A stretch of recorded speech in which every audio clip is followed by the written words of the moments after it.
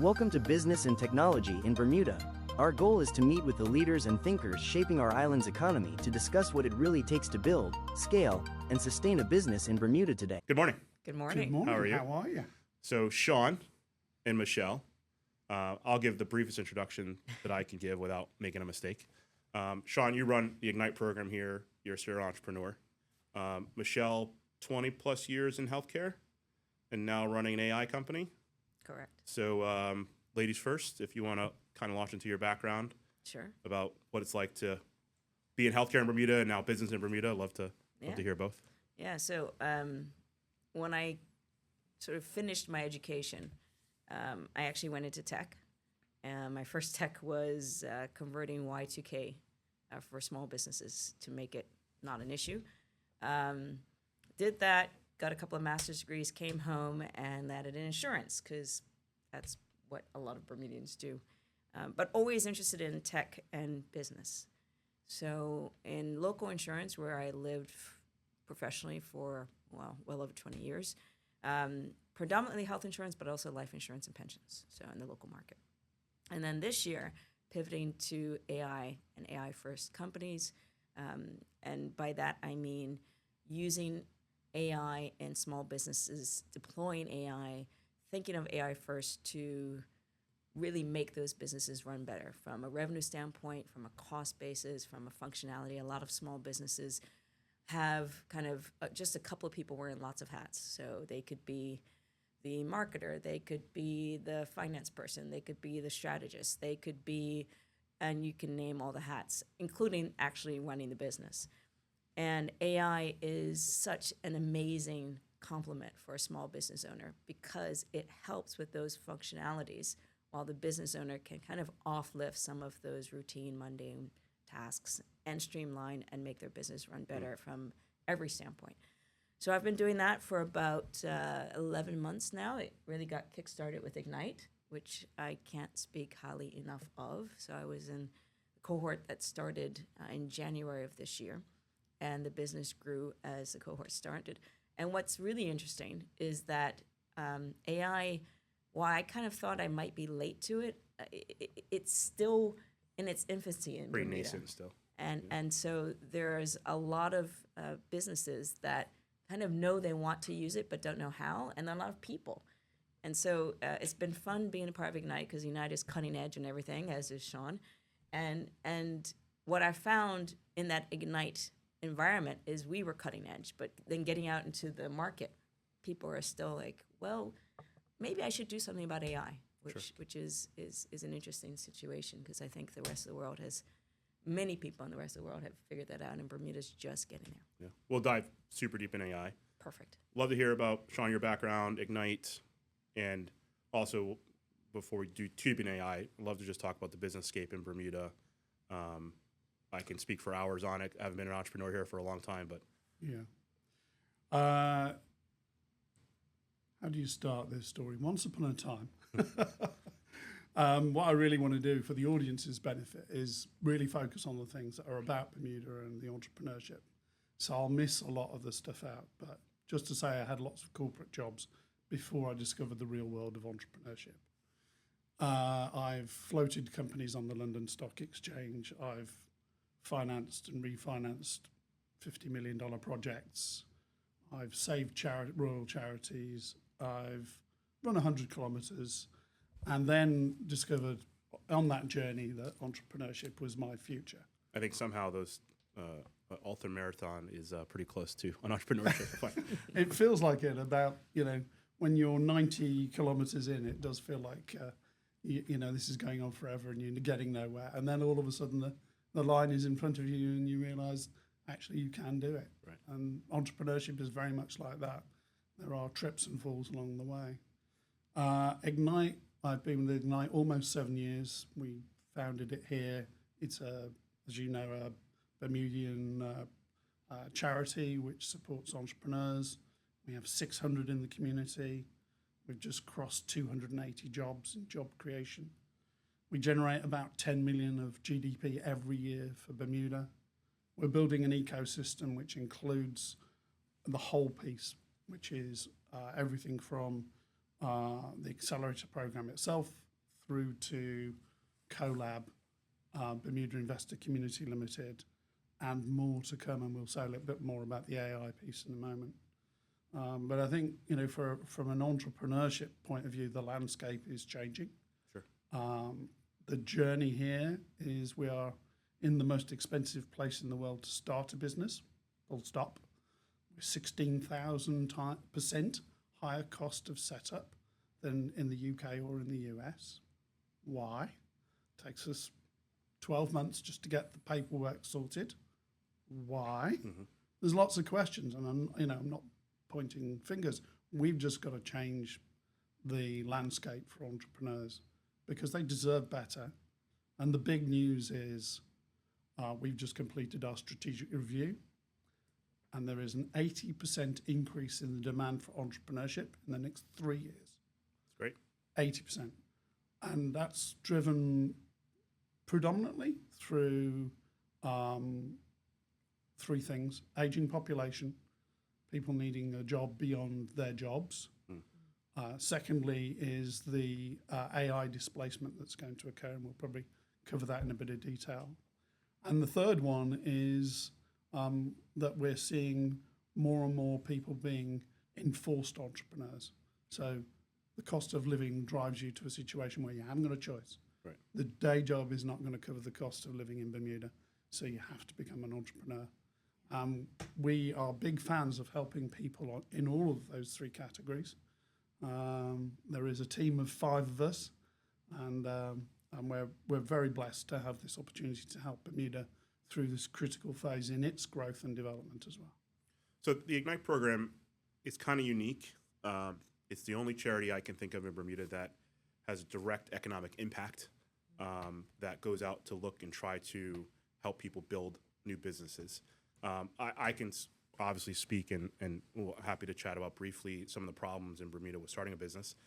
It's a great place to start a business. I can walk down the street and run into, what we would consider large entrepreneurs in Bermuda. We're a small country, but you can easily find, at a random restaurant or at this clothing store, somebody who runs a pretty large business, and you get some face time that you would probably never have in other municipalities, other countries. But at the same time, I don't think anybody who's been in Bermuda for a while would argue against getting a bank account here is quite tough. Company registration is expensive and can be long. Insurance is a challenge. I know that's one thing that Ignite has been trying to unpack. But I'd love to just hear, the positives and negatives you guys see starting a business in Bermuda, and maybe some tips for people who are just starting out. I can say a little bit about what we've got planned for next year. Just breaking news. BBS, Bermuda Business Services, will be launching in the first quarter of next year. And that's addressing 2 of the points that you've brought up, which is the cost of incorporation. So we're turning it into a membership product. So rather than paying a lawyer and the government $6,000, $7,000, $8,000 up front, that's a lot of money for the average Bermudian to find in their bank account. Yeah, just an LLC, I think, or limited corporation. We're limited in Bermuda. Yeah. And a corporate secretary, I think I pay $5,000 a year. Yeah. In that ballpark. So we're turning that into a membership scheme for Bermuda. It's the world's first ISAC specifically designed to reduce the cost of incorporation. That will be launching in Q1. There will be a website. We'll share it online. I might share the link with you, your viewers and listeners. But we've tried to identify those 3 things. Why is it so difficult to open a bank account? Why is it so challenging in terms of the cost of setup? And a lot of it is the legacy of the way Bermuda has attracted large corporate players who are quite happy to pay 5, 10, 15,000. Why shouldn't they pay that? But the average small Bermudian who wants to set up a car washing business or a catering business, 82% of them are not incorporated. Right. And that is scary. That's really scary. And they're legally liable if something happens in their business. Yeah. There's no protection there. Yeah, we've one case of a charity that introduced us to a Bermudian, not part of our community, hasn't been through the program, and he was facing a $3 million claim from a visitor to Bermuda, and was losing his house and his pensions and everything was gone. So because as I said to him, well, unfortunately, you might have to close up the company, or did the company have insurance, or what's the limited liability here? And he said, no, I didn't have a company. Right. Why didn't you have a company? Because I didn't have the $8,000 to set it, $8,000 to set it up. Right. So it's a little cycle. We need to protect Bermudians better. I think that's the lesson that we've learnt, and we need to make it more affordable for them to have access to entrepreneuring as a way forward. Yeah. So Michelle, you're brand new in entrepreneurship to an extent. You're Yeah. a year in. Yep. How is it? How were the challenges when you first launched? I mean, I guess we were both fortunate to be in the same Ignite program, so I really enjoyed that education and to see other entrepreneurs. But I'm an old hat. I've been doing it for a while. So what did you find, and how was it? So I want to just say Sean is spot on with the challenges. I think up front, there is money that you need to get going, to get started. And that's I think the reality of the cost structure in Bermuda for entrepreneurs. So I think that Sean has correctly articulated the financial challenges. On the flip side, there are so many opportunities in Bermuda simply because of the close-knit society that we have. So networking and opportunities are really plentiful. And you don't have to do a lot to put yourself out there to get introductions, opportunities, and then those cascade into more introductions and more opportunities, and it exponentially allows you to have, I think, quite early on in your business, opportunities to get in front of clients, opportunities to get in front of partners, and even potentially investors if that's the route you're going. So what is really, I think, a benefit in Bermuda on the flip side of the expense is the community that we have, and Ignite is an amazing community, and not just the entrepreneurs from various cohorts. It's just the whole infrastructure that they've created for entrepreneurship, and then beyond that, Bermuda actually is quite entrepreneurial. I found whether it's the government on the BEDC side, or as you said, entrepreneurs who are just walking down the street, and you can pick their brain. You can invite them to lunch. The worst they could do is say no. The best is you talk to them and they give you amazing tips from their years of experience for someone new. So I've had the opportunity to talk with many entrepreneurs just about just all sorts of things that I had no idea about. So on top of the education that I got through Ignite, there was always in Ignite this real almost push to put yourself out there. Go seek mentors. Go have conversations. Make yourself known, get as much information and networking as possible. And I think that is an underestimated, at least something I underestimated at the beginning, how important that is. And Bermuda, I'm walking down the street, hey, Michelle, how are you doing? And then, oh, I can pitch this in 60 seconds. Oh, I pitched it. They want my business. Okay, I just had a client or a potential client, which turned into a client. So that kind of thing, just walking down the street and being able to articulate in a very short period of time, hey, how are you? What are you doing now? And then that leads to opportunities, which leads to opportunities. So I think the great part about Bermuda is we're a small community. You can walk down the street, go into the grocery store, and you can walk out with a potential client. That's amazing. I found here locally, having grown up in New York and had a business in New York, we are way more personality and relationship driven than I've seen in other markets, at least in the New York and US market. I think in those markets, the bigger markets, there's probably a lot more choice in vendors. There's a lot more choice for businesses to go seek out B2B, right? But in those markets, you don't have the opportunity to sit down typically and really do a relationship-based driven sales pitch to those people. And I'm curious if you're seeing that here locally, as the entrepreneurs are coming through Ignite, is one of the educational points. Look, you just need to go pound the pavement and go see people.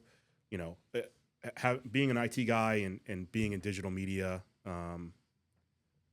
I've found it's not as effective through social media as I would like it to be.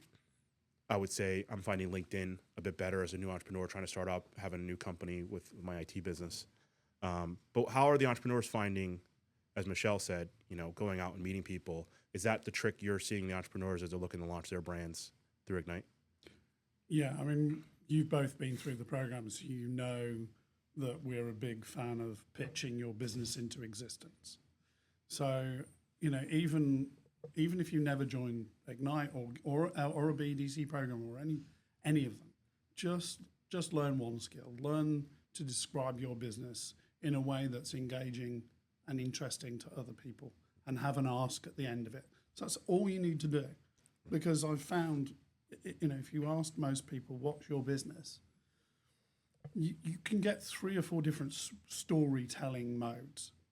But if you structure your storytelling into something that's engaging, something that's about them, not about you, it's not what you are doing, it's not selling per se, it's solving.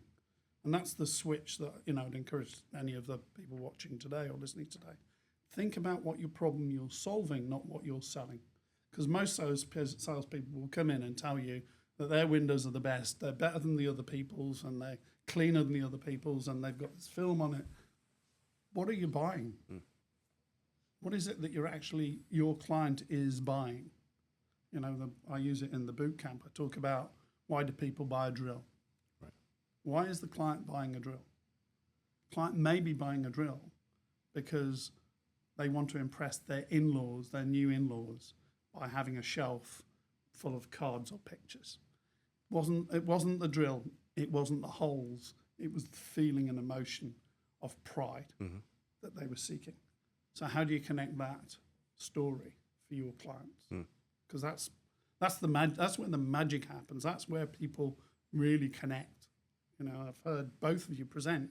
You both go that extra layer to find out, what am I solving for my client, and how can I solve that problem for them? Because that's where I can create value. Both of you do it really well. I've seen you operate. I know what you do in terms of business. And that credible step of solving for your clients, it's magic. And it's transformational as well.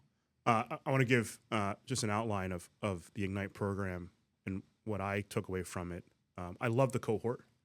I think as an entrepreneur, we said it a million times in Ignite, being an entrepreneur is a very lonely business. Solo entrepreneurship is entrepreneurship. It's very tough to find people of similar mindsets. And I think one of maybe the magic of an incubator program, and there's many out there, and this is the first maybe in Bermuda next to the BEC ones, which I think BEC's Bermuda Economic Development Corporation for people looking them up. I think they focus more on a niche small entrepreneur, small business, maybe solo entrepreneur. And what I enjoyed about Ignite is I got to meet people in the entrepreneur space who were kind of all over the map. There were people coming in starting quite large businesses, or were like an insurtech as an example, but also down to people starting solo businesses like Michelle, guys doing restaurants, doing food trucks. So you kind of got to see all that. My biggest takeaway as someone who's been an entrepreneur for a long time was that ability to connect with other entrepreneurs. And I'm workshopping a new idea, and I'm going through, at the time I was going through the air ambulance, which is finally gaining some traction locally. But I went to the Ignite program feeling like I'm an entrepreneur. I feel like I know what I'm doing, but I am very stuck. Like I have a problem I cannot get through. And I use it as a way to check my own ego and to go, okay, go sit down with other people who are workshopping their businesses and just put your face to the coal wall and just keep going at it. And I think that was what I found really enjoyable. For people who are brand new in entrepreneurship, I think you gain so much other things. You gain budgeting perspective, you gain marketing perspective. We had people in our cohort who couldn't put together a budget. They never did it before in their life. Michelle, you're quite fortunate coming from a corporate world, so I'm sure some of that was old hat.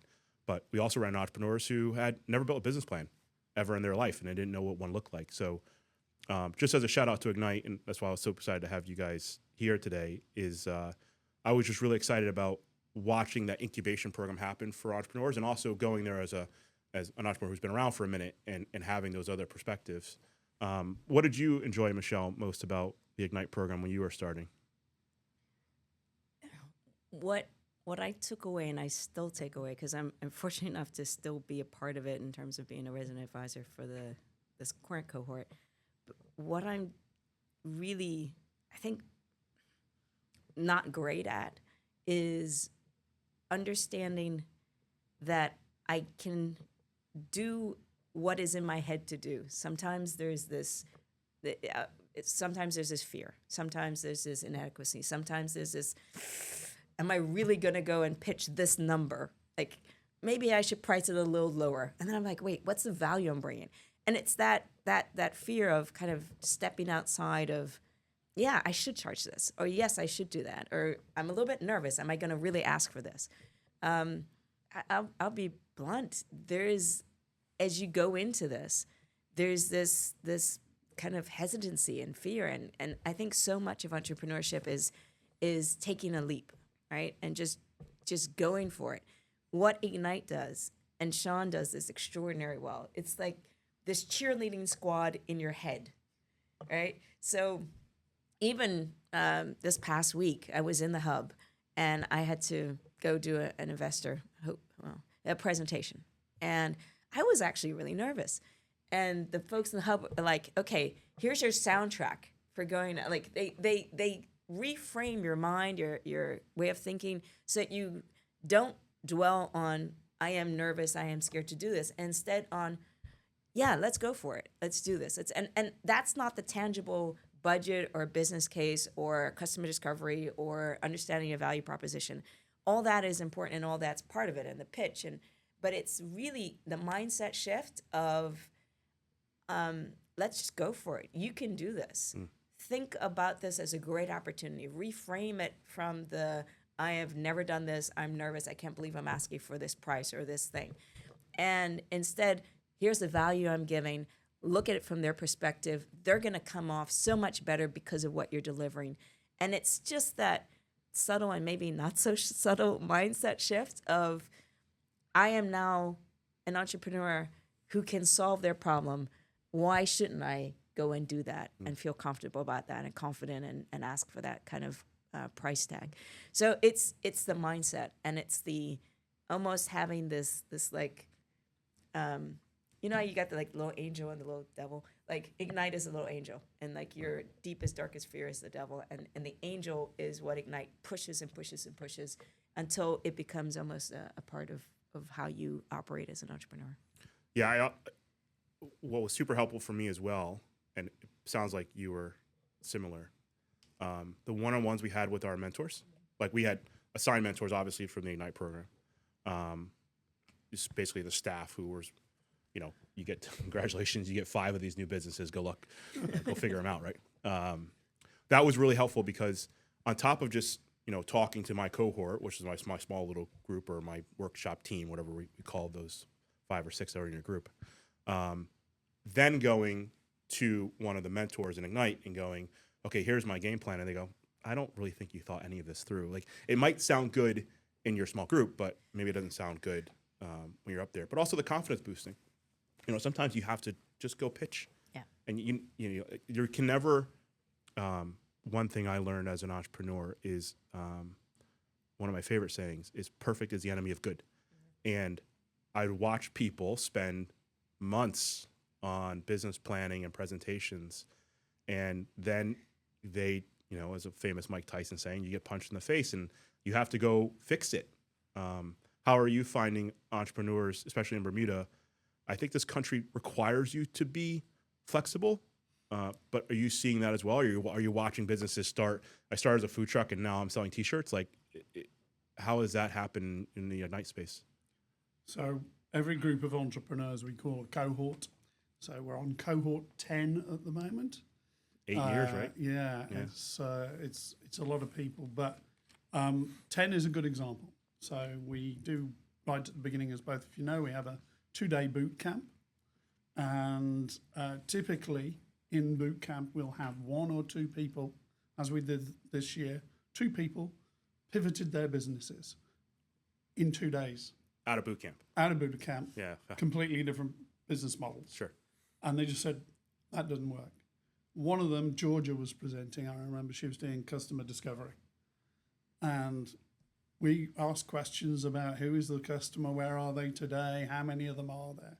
Where's your data that proves there's 4,000 people who are going to buy an umbrella today? And you could see people literally looking at each other saying, I wonder if everybody else has just worked out what I've worked out. Right. The thing I've been working on for the last year or 6 months or 2 years or 2 weeks, doesn't matter, it's not going to work because there isn't enough people who meet that criteria. Yeah. And I love that. It's a huge accelerator of human time. If you imagine those people By themselves. spending year after year trying to sell, umbrellas when it's sunny on Front Street with a vendor's market, when they need to sell 50,000 umbrellas a week or 5,000 umbrellas a week just to pay their salaries. Right. And they just do the maths and go, oh, there aren't enough of that type of client for that particular product. And they shift and they go, right, I'm back into discovering what are the big problems. And I often say, don't look for paper cuts. Look for people screaming into the wind or into the void. Right. Why is it not this? Why do I need to do that? Why can't I have this? And if you've got enough of those, great. But Bermuda's a beautiful place and lovely people. I mean, I've been blessed to be here for almost 7 years. And the resilience and community, you see it day in, day out. Mm-hmm.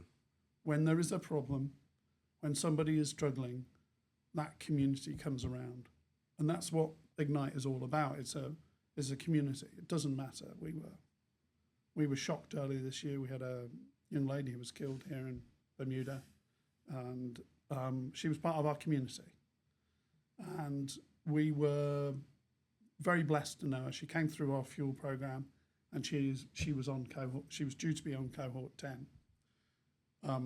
She put her video together, and her family were amazing about this. They said, "Yeah, we'd like you to play that at boot camp because we want people to know that this is where she was headed." Right. She wanted to create transformational change for her family, for her kids, for the community, to provide services that were much needed, to generate wealth.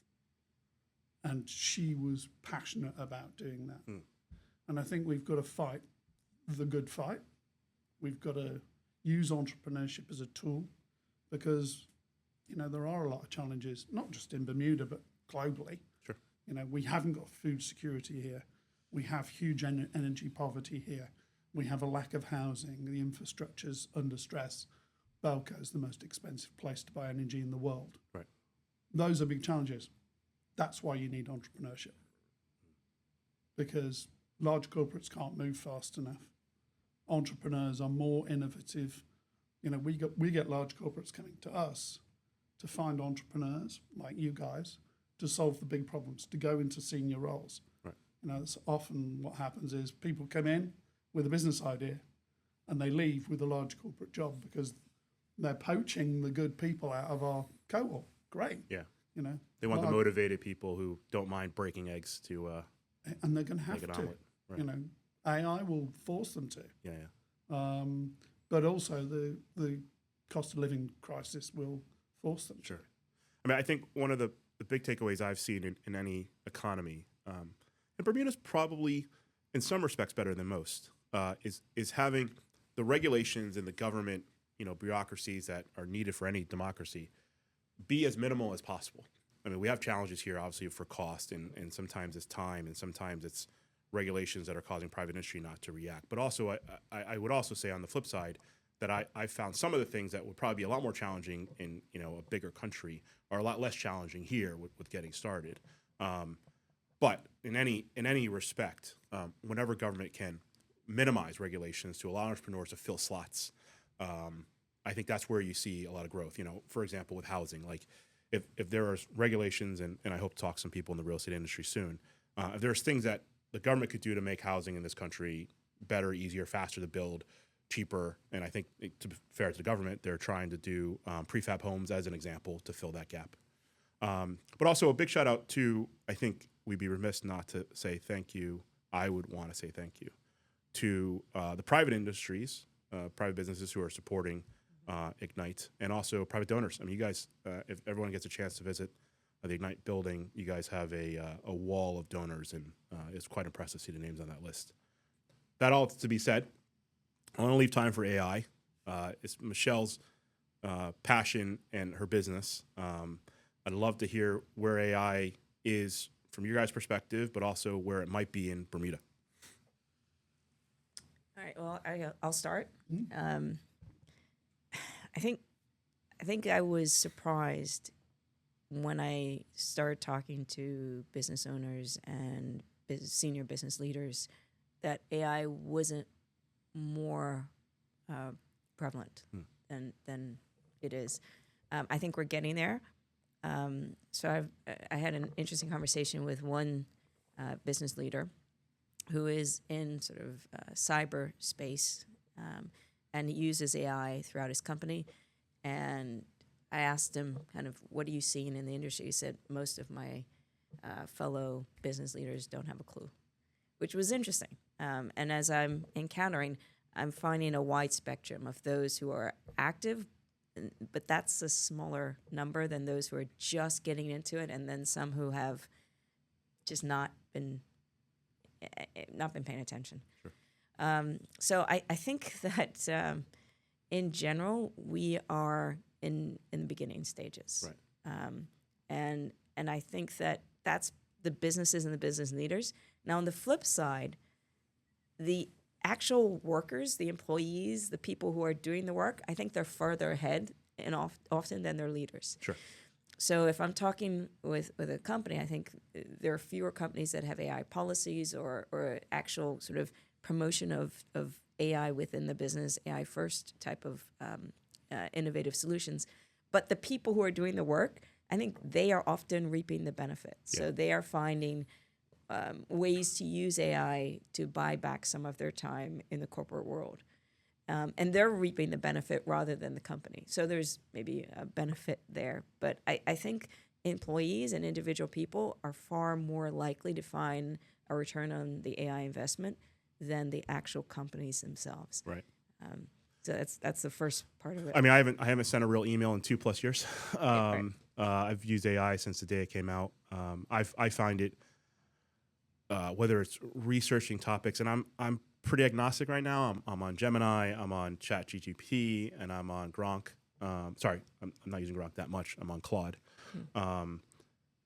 It's interesting the difference between them. It's interesting, to your point, I can gain back time. But what I've found, and it might run counter to some of the AI negativity we're hearing, I'm finding I am doing more production and doing more effort and probably learning more with AI than potentially watching labor be sucked up and removed from the workforce.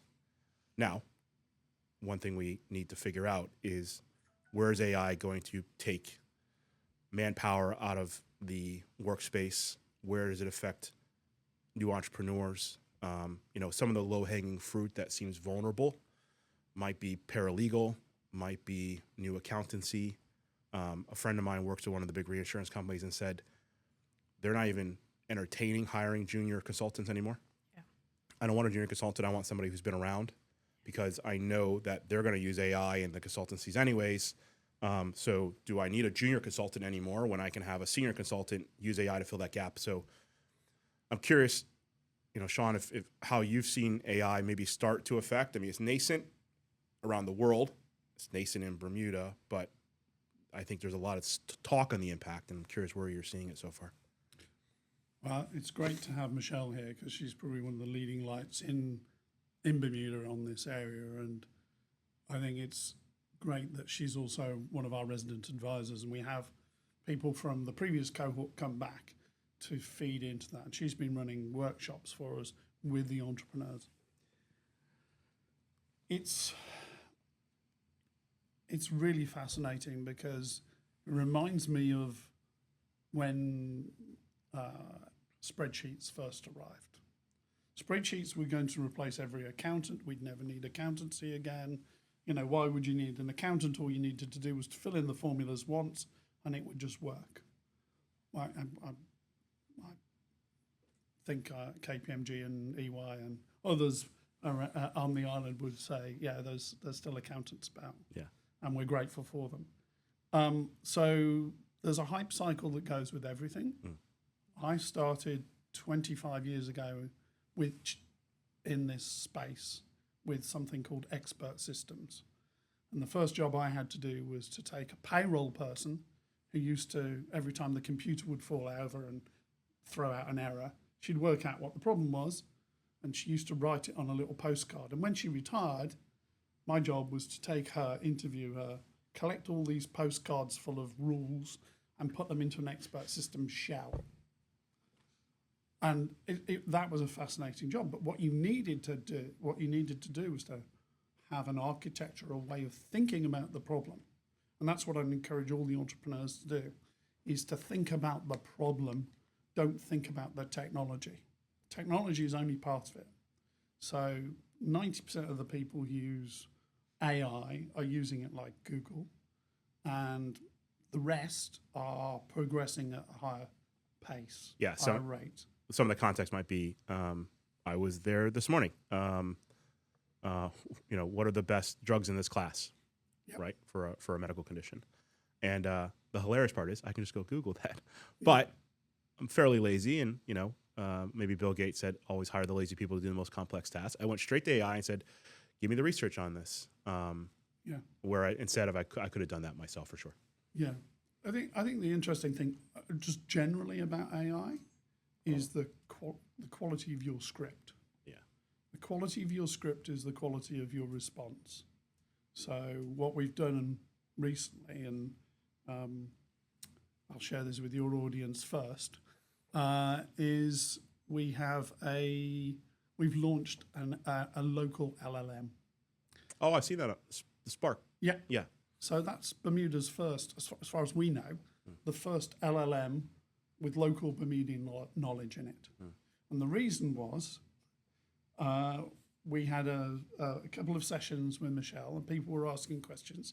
So can I use this to generate ideas and test ideas? Yes. But there's very little Bermuda-centric knowledge in ChatGPT. Right. You say, can I put posters up? Yeah, that's a great marketing idea. You should put posters up locally. No, you don't. Not in Hamilton. Right. We had one person was playing with it and said, I'm thinking of launching a ski shop in Bermuda, winter ski shop, not right. Yeah. Water skiing. Yeah. Water skiing. And it said, great idea, you should be able to rent a shop for $1,000 a month and, do a pop-up and da-da-da-da. It had no idea of Bermuda. So what we've done is basically we have built an LLM. Yeah.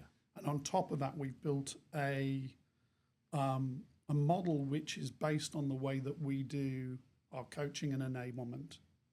So I've done it a few times, and I ask my entrepreneurs to catch me out. But as a coach and mentor, what I should be doing is asking you questions, not telling you the answers. Because we're building great people who can build great businesses, not telling you how to run the business. Sure. So we've turned the model on its head. So it will work as a co-developer of your business, not tell you the answer. Because if you get to the end of the journey and go, there's my business plan, and somebody says, well, what if we change this? If you don't know why you've built it like you've built it and how it affects all the other elements, that business plan is toast. It belongs to the AI, and the AI is the only person who can learn and test it. So you're seeing, I think, the average person might have some experience with the regular AI models on Google Gemini or OpenAI, ChatGPT. I think one thing you're strongly hinting at or suggesting is for a local business or for any business, if they don't have contextual data in their LLM, they're just going to get what might be regurgitated from the LLM from the internet. And I'm assuming that's one place you're going to try to push adoption with local businesses is it needs to be contextual to them. Yeah, so I think what Sean has just described is an ideal use case for generative AI today, right, for any organization. So Sean, you've got 5 folks. there is more demand for your services and will be in the future. And one way you're meeting that is using generative AI and expanding the services, producing the first local large language model, being able to meet more people, be more effective, be more productive. That's a classic, perfect business case for how generative AI can be used. You were talking about being more productive. That is ideal. Like, so if you have a small business, what you're talking about contextual knowledge, how to help that large language model and you as the business owner or business leader with the experience and knowledge you have in your business solve problems to meet more customers, get more revenue.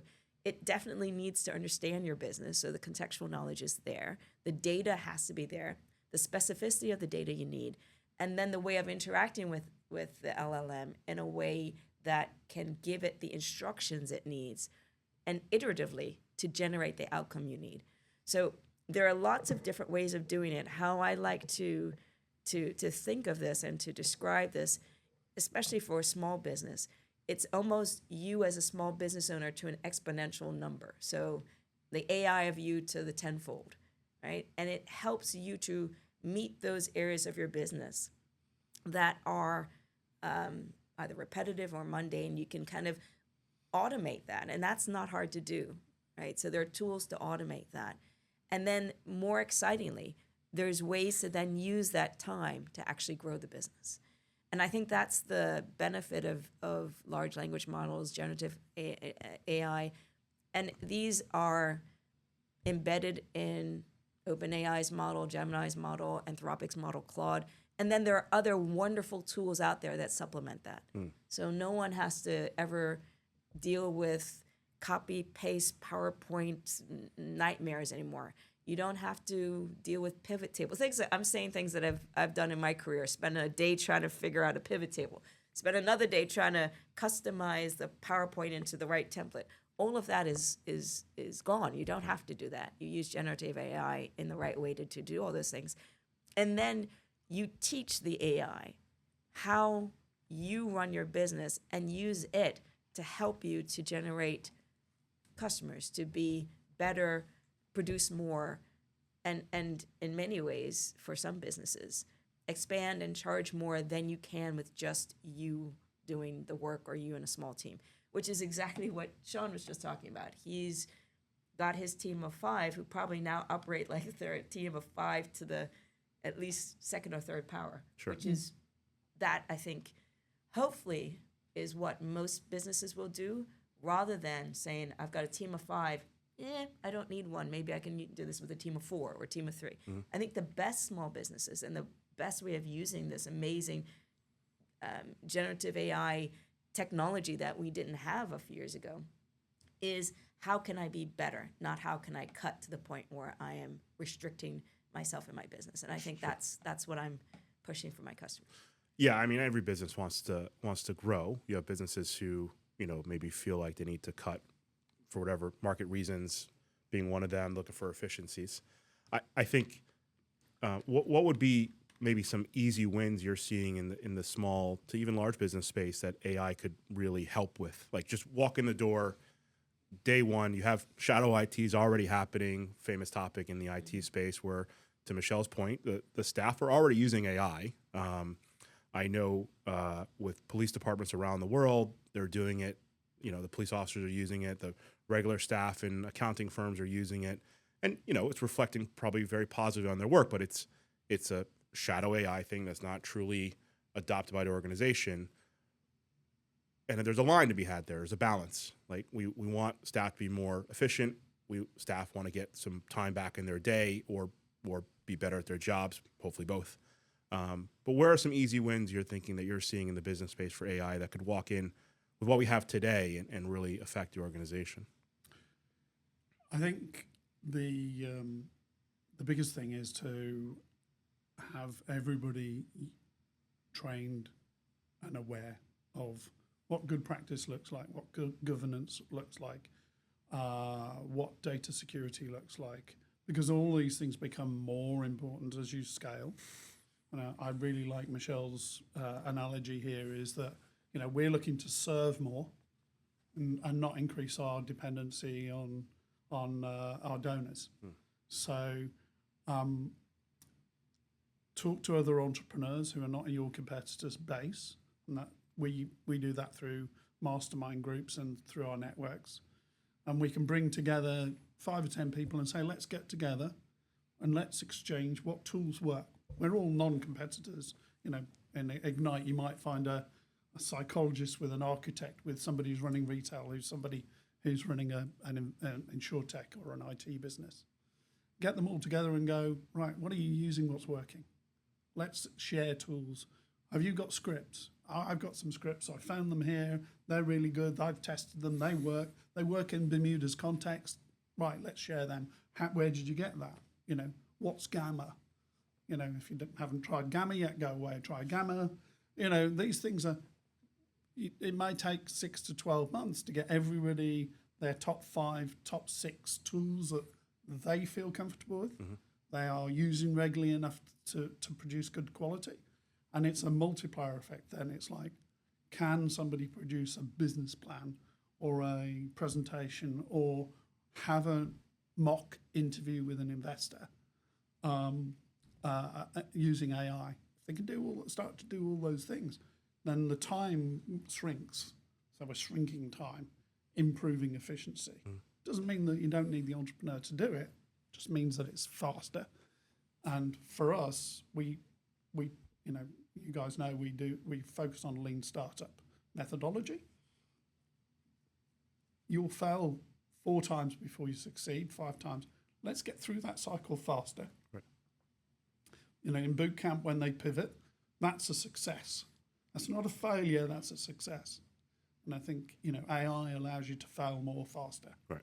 So let's use the tool to fail more faster, to get out in front of the customers, tell the story, find out if it's getting traction, and then come back and rebuild.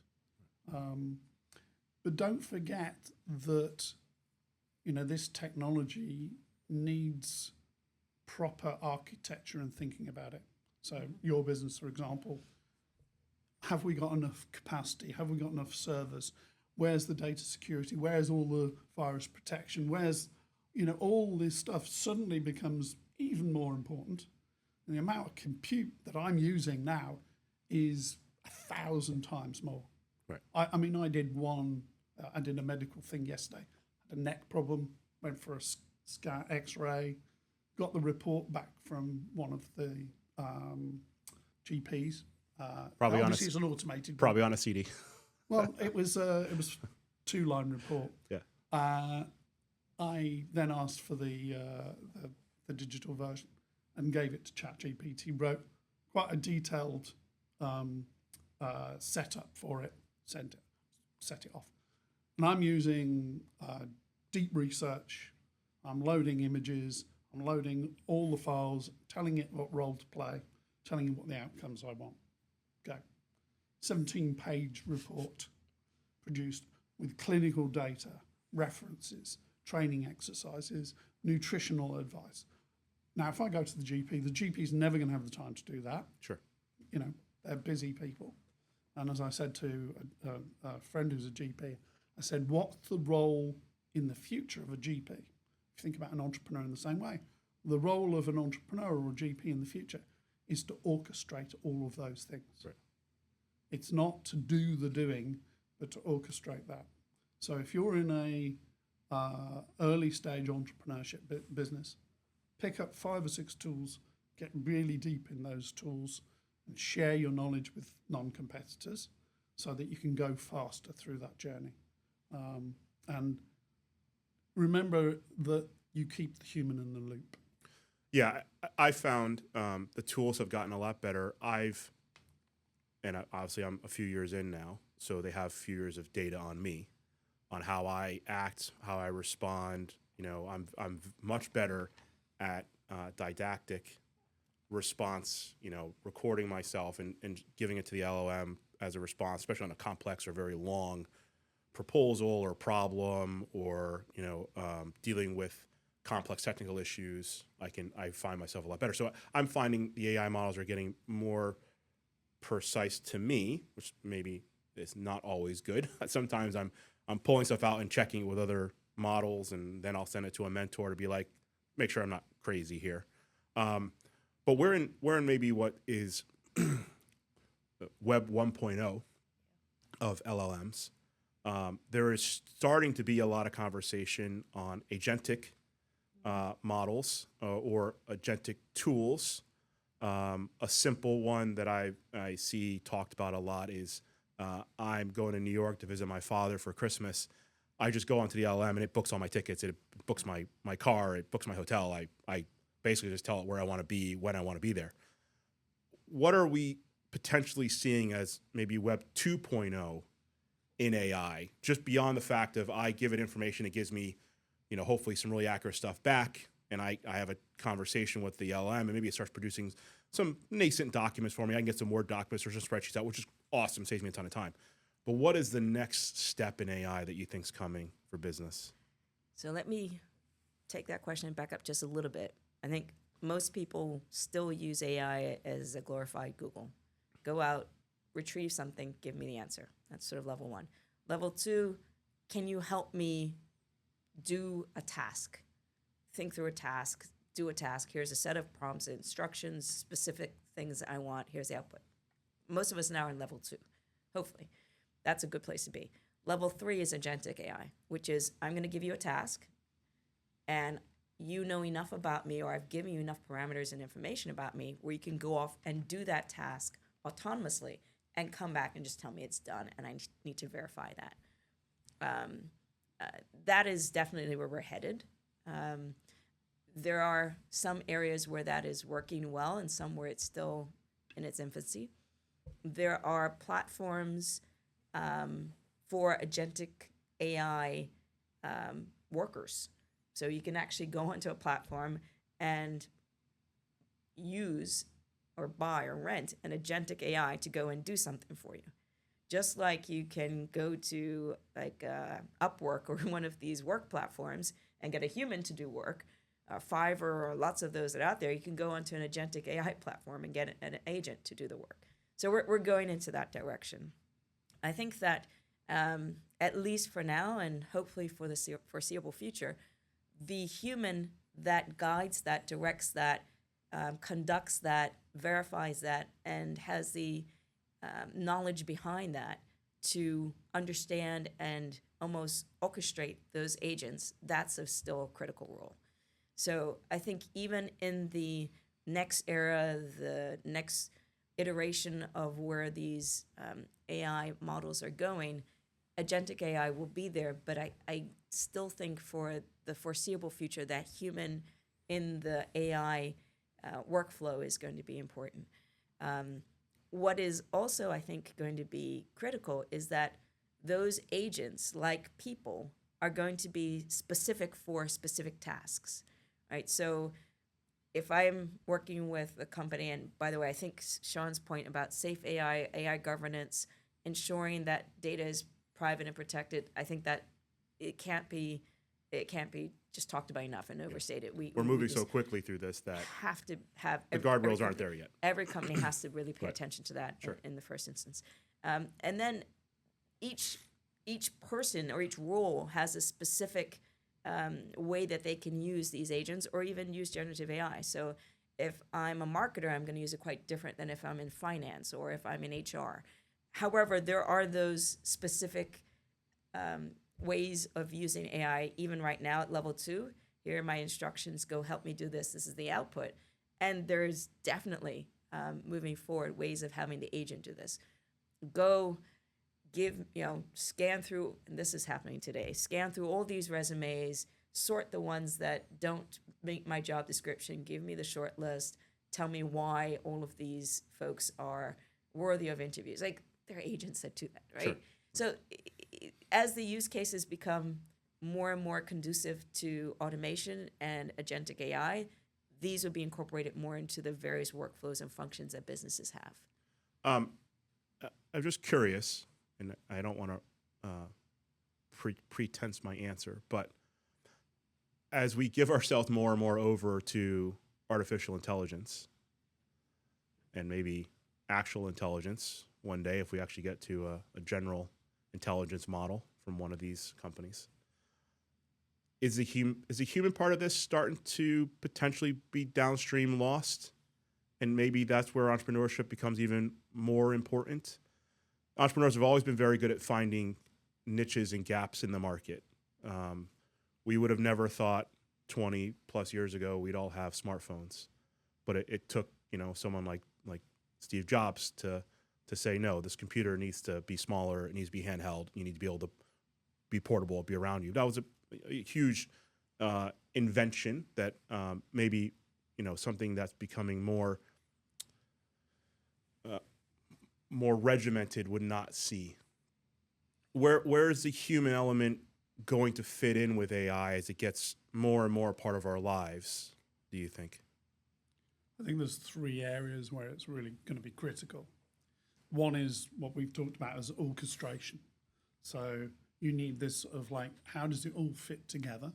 I mean, 10 years ago, 20 years ago, nobody would have ever thought that, the jobs that many of the people that are doing today would it ever exist.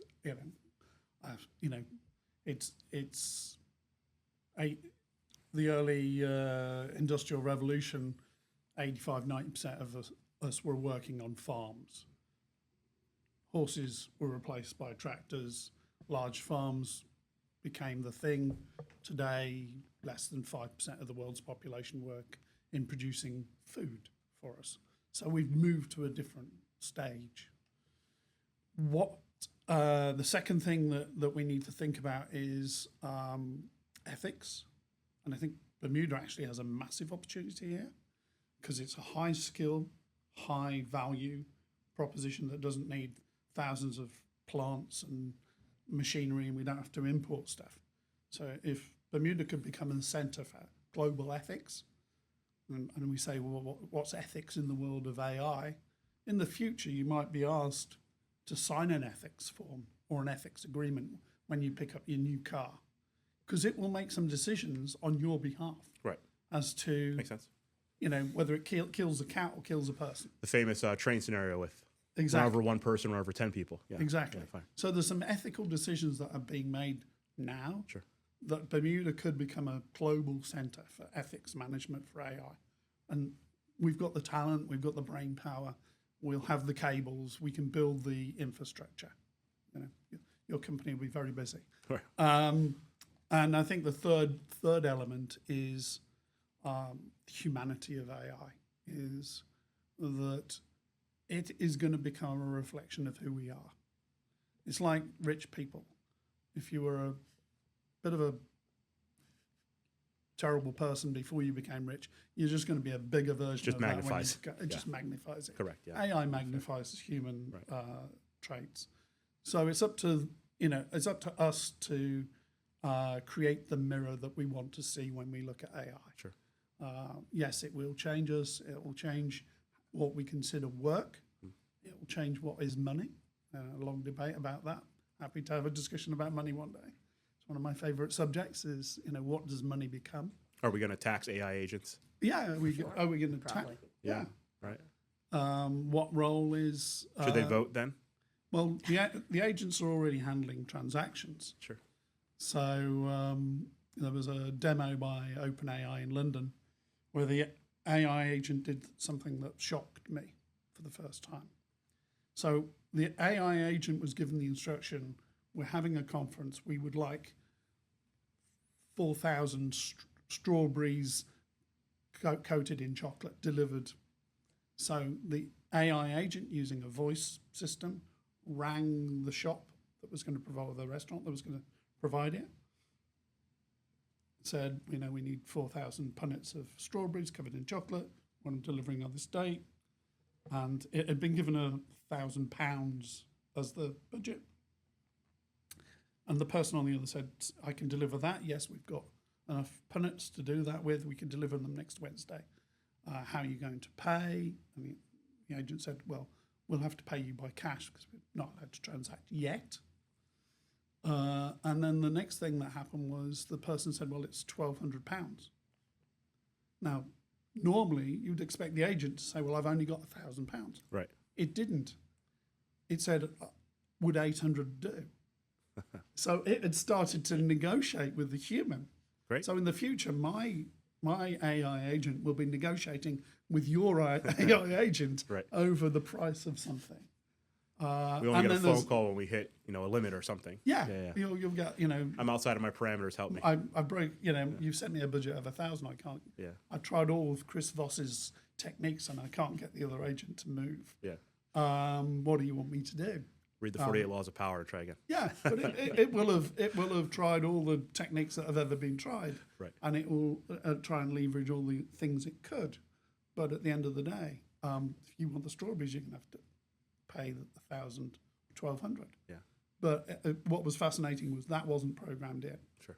That was a result of it knowing that humans like to negotiate over price, and if you offer them 1,000, they'll try and squeeze you on the difference. If you offer them 800, you're more likely to get to 1,000. Right. Just a probability thing. So as we close, it's becoming my question to ask. We'll stick with AI for you, Michelle. Give me 3 to 5 years. Where would you like to see maybe your business and AI in Bermuda in general here locally? So let me do AI in general first. I would like to see more AI education throughout Bermuda. So really leaders thinking through how to help their workers, employees, et cetera, learn what this technology is and how to use it, how to structure it for businesses, how to think about governance and safety. And I think that's going to happen in the next year. It's inevitable, I think. And then 3 to 5 years using that knowledge to continue to have Bermuda punch above its weight. Right? I hear that terminology, punch above its weight, a lot with Bermuda and Bermudians. I think we are a dot. We can have just even more influence in the multiplier effect of Bermuda using AI. Entrepreneurs who have the ability to do things online can compete globally. They can now, but they can magnify that. So there's just opportunity, especially for smaller businesses, especially even for solopreneurs. There's almost a David and Goliath where the David can compete with bigger businesses who have more resources because of AI. That's one aspect. I also hope that we think through what the consequences and ramifications will be for AI displacing entry-level jobs. If these worst-case scenarios happen, That's happening now. What are we doing? That's not even a worst-case scenario. That's current, sure. right? So if we don't hire these entry-level folks, then they don't have the chance to become skilled folks in 3 to 5 years. What does that mean for our university grads who are coming home? What does that mean for the folks who are studying in areas where AI is likely to displace them even before they finish their degree? Do I pay $200 an hour for a plumber? So that's another side. Right. I think AI may, in the next 3 to 5 years, prompt a resurgence in the trades, Sure. and that's a good thing. And maybe more of a respect for the trades. I think AI robotics in terms of fixing the toilet is way Down in the the road. future. Yeah. So- But seemingly coming. But for the foreseeable future, the 3 to 5 years, I want my chef to be human. I want my plumber and my electrician to be human. I want and then lots of sort of trade areas where I think they should and will be human. But I think we have to, if I could sort of have a wish list, we have to be more strategic as a country and as a community as to what AIification, AI proliferation Sure. looks like and means for Bermuda, for the workforce, the fact that we're going to have more entrepreneurs because more people are displaced. How do we deal with that displacement? How do we deal with the pipeline of young people who are finding that entry-level jobs are not there, Right. or not as plentiful as they maybe once were? I think, so 3 to 5 years, I want us to think more strategically about what this means, and I want us to really take action in terms of trades, business, education. For my particular business, I actually am pretty excited about what can be done and will be done through, hopefully, the use of AI in business. So I think I'll be busy. I do education and work with small business and deployment of AI in businesses. I'm also working on a project for AI for like a startup. So there's just a lot of opportunity, a lot of possibility. I'm maybe looking forward to coming back in a year and tell you what's happened. Yeah. But I think you're going to be very busy. it's definitely an interesting field, an ever-changing field, and one that I hope, especially the leaders, the executives, the leaders, those who are responsible for policy-making decisions, are paying attention to in a way of looking into what this means for their business and for the country and for how we can get ahead of it.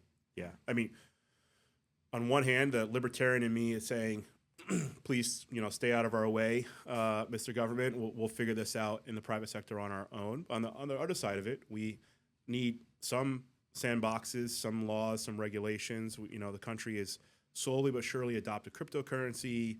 We have boards on everything in Bermuda. We're finally, I think, trying to adopt a technology first and maybe even a business first in our schools and education system. But we need to get on top of AI more quickly, and we can't wait 10 years down the road to have AI be a department in government thinking about how the policies affect local Bermudians. Sean, 3 to 5 years, you have your own projects going on outside of Ignite, but I'd love to hear about those and where you want Ignite to be down the road. Ignite will be part of an ecosystem change. So by 2029, there is no door closed to any entrepreneur in Bermuda in 3 key areas. One is the ability to start a business. It should be a Bermudian right. It's like a birthright. It is an island of entrepreneurship. It needs to be more like that. You should be gifted $500 into your first bank account, and when you're 12, and a limited company set up in your name. It should be a birthright of anyone born here. We should open all the doors to make sure that everybody has access to the tools, AI, no limitations on use and application of that, other than, is it legal? Is it moral? Does it fit within the values and ethics of Bermuda? Which can be a very simple process of ensuring that. And then I think the third element of it is Bermuda is a community. And I think you said that really well earlier when you were describing, and Michelle was echoing this. We're so close, the 1.5 degrees of separation from anybody is its biggest strength. So let's lean into that. How do we spark, as we say in Ignite, how do we spark the community, events, opportunities, coaching and mentoring? And there's a rather long story about what happened when the Americans left Vietnam with 1 million children of malnourished. And I often use it as an example in boot camp. And the challenge was, how do you feed 1 million children? And they were basically taking all the Americans out, including all the medics. And it's not by looking at where it's wrong, it's by looking at where it's working. So let's not focus all of our attention on where it's wrong. Where, in the case of Vietnam, let's look at the children that are well nourished. And then what they did over 2 weeks, they went round all the children that were well nourished and found out that they did 3 things. They ate as a family, they ate 3 meals a day, and they ate the fish heads. And they went, okay, we've got the answer. And normally an entrepreneur would go, right, we need to tell everybody. But they only had 2 more weeks left. So they go, okay, how do we tell everybody? And if we, the Americans, tell them, the people of Vietnam, they're not going to listen. Same way as government might not be listened to. So what they did was they gave gift baskets to the parents of those children who were well nourished, and said, go to 5 villages, give them a gift and ask them to go to 5 more villages. tell them the 3 things that you've learned, not that we've told you, that you've learned, and why your children are better nourished. They saved 1 million children doing that. And I think Bermuda's got to take those learnings and apply it here, because we can change those things by being a community that actually solves the problems together. We all rise together, or we all fail together. It's a great message. Thanks, guys. It's been a wonderful podcast, and really glad to have you guys as hosts. We'll definitely catch up again. I'll be excited to see where Michelle's at, even 3 months from now, but a year. But you might be a completely different business at that point. It's crazy how far and fast AI is moving. And I can't speak highly enough about Ignite. It was a wonderful program. I've always watched it from the outside, and finally had the gall to step in, and be in the middle of it. So congratulations. And 7 years is nothing to sneeze at, but I think we'll be talking about this in another 50. So congratulations. Thank you very much indeed. Thanks, guys. This is great. Thank you. Thank you for joining the conversation on business and technology in Bermuda. If you found value in today's discussion, share it with your team. Keep building, keep leading, and we'll see you next time.